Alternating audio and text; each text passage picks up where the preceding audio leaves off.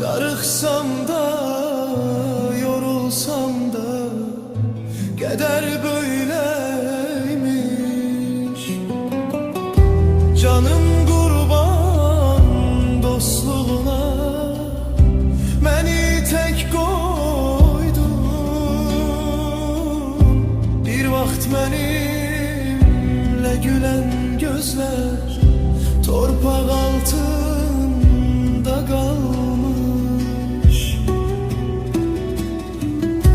Yollar geçer, günler geçer, derdim geçmezmiş.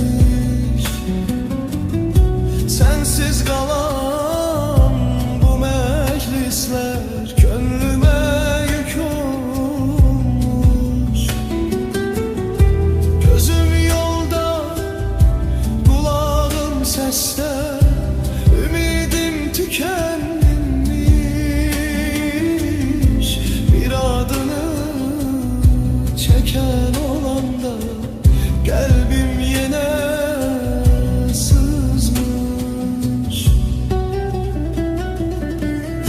Hani senin şirin sözün, hani o gülüşlerin, bu dünyadan köçüp gitti, kaldı hatirelerin. Darıxsam da, yorulsam da, unutmam olmur seni. Allah rahmet eylesin deyip anıram her gün seni. Bir gün eyni yollar üstte çin çine gezmiştik. Talehin bu sert hükmünü hiç ağlıma getirmezdi. İndi ise sükut danışır boş kalan yerlerinde.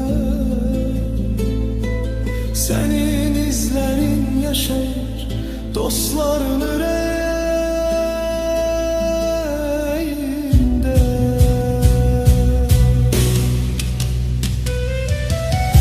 Hani senin şirin sözün, hani o gülüşlerin,